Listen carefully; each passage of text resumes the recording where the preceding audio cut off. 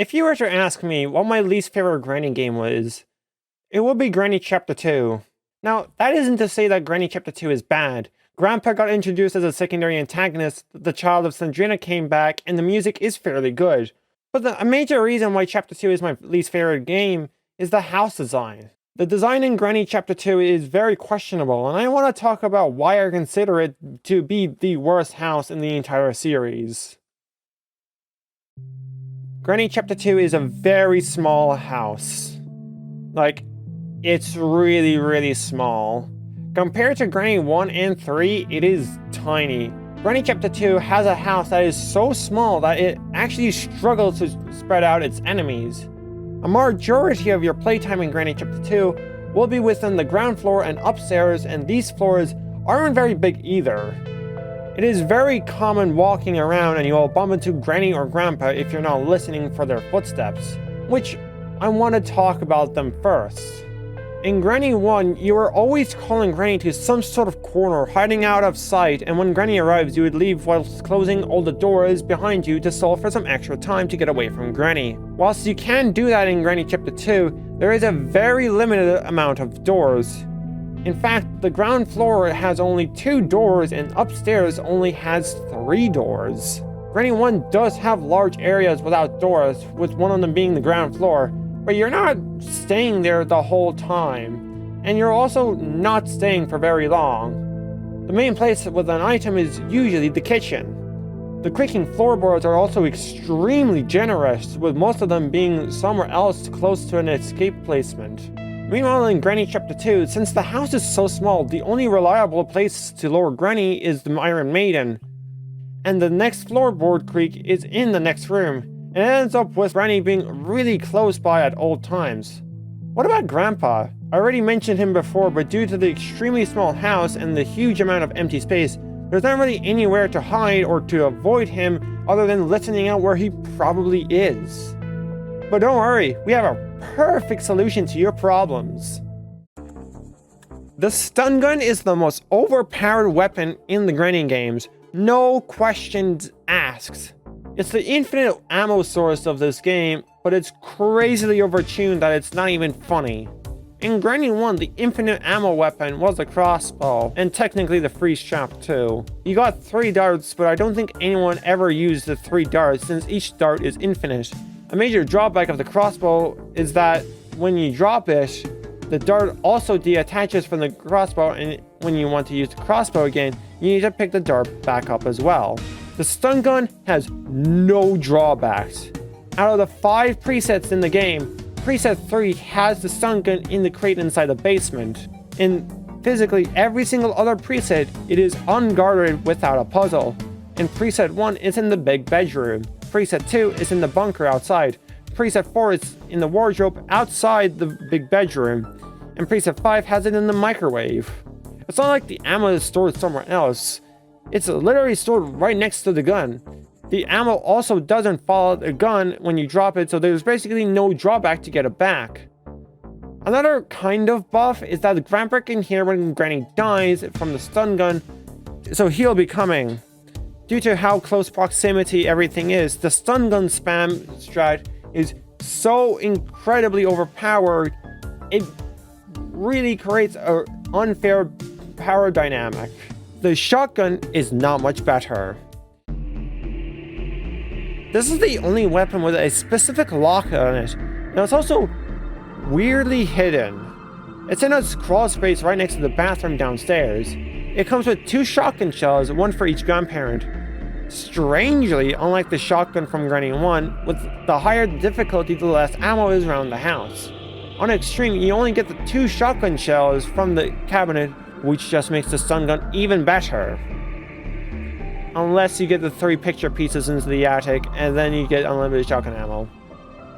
Yeah, so DVloper in his infinite wisdom added an infinite ammo source for the shotgun, and there is no limit to how much ammo it drops. It will continuously spawn more ammo as long as you don't complete the puzzle. And the shotgun takes out Granny and Grandpa for even longer than the stun gun, which creates a terrible imbalance of the stun gun and shotgun. One is busted off the bat, and the other one is slightly more inconvenient. I want to quickly go over the other weapons too. The grenades are really fun to play with, but they are outclassed by the shotgun and the stun gun. Personally, I only ever use them if they're outside with the Child of Slendrina, which in that case, I would use the stun gun to kill the Child of Slendrina, then kill the grandparents with the grenades. There's really not much timing involved. My general rule is to wait about 3 seconds on extreme, then start throwing them one by one when one explodes. The grandparents don't have enough time to chase you down with it, so it really does not matter what you do with your timing. There's one more weapon I'm forgetting. Oh yeah, the door lock! What do you want me to say about it? It exists. It's the non-lethal weapon of Chapter 2. You can put it on most doors and lock the door. On easy and normal, it lasts for 45 seconds. On hard, it's 20 seconds. On extreme, it's 10 seconds. It has virtually no practical use, and the places it spawns are kind of terrible. The only proper use for it is on preset 4, where it spawns in the cellar so you can lock the grandparents in the Iron Maiden room. But you can barely make it to the kitchen before the lock stops working.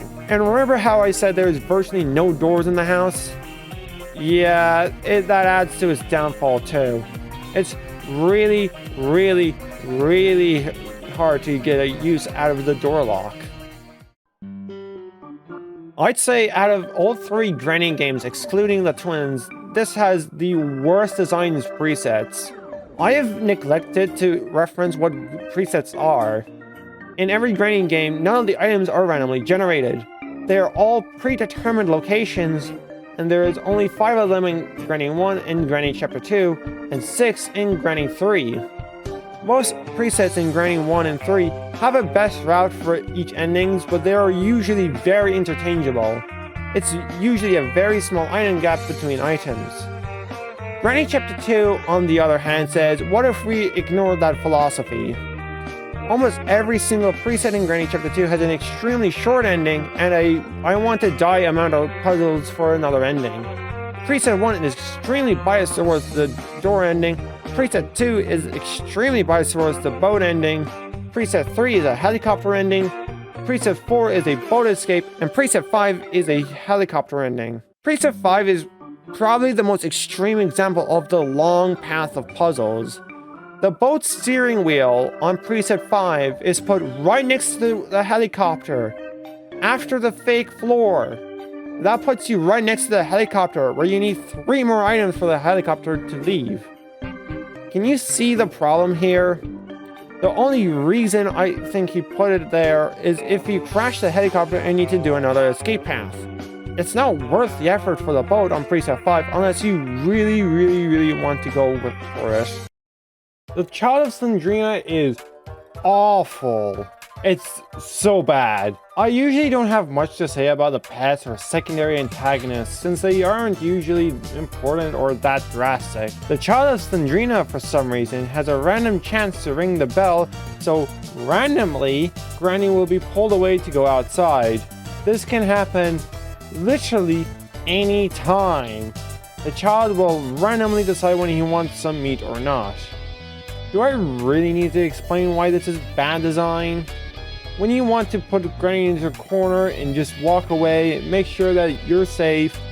Then the Child of Slendrina rings the bell and now Granny's chasing you. Have fun. Or how about calling Granny into the Iron Maiden room and then suddenly the child wants meat? Better hope that Granny's not close enough to die. Anyways, I don't think I need to go into that much detail of why this is such a bad mechanic. That was my design analysis of Granny Chapter 2. I still like Granny Chapter 2, but as I mentioned at the start, it is my least favorite Granny game. I hope you learned something about the flawed design of Granny Chapter 2, or something new about Granny Chapter 2 in general. I'll give you all a quick update on my new game. I've been learning Blender for the past while, and it's been quite fun. Still haven't modeled for the new game, but most of the code base for the base mechanics are done. Some other news I've made another patch for DVloper Ultimate Custom Made to make sure it's more bug free. Feel free to check it out, and if you haven't seen the new content yet. Anyways, some other news regarding DVloper content is that the mining game videos have been found finally. So yeah, it's pretty cool. I don't think DVloper Ultimate Custom Made will be updated with these guys yet, since that will be a 1.4. But I will say that they're drawn by Golden Boot. Anyways, that's all from me. Bye-bye.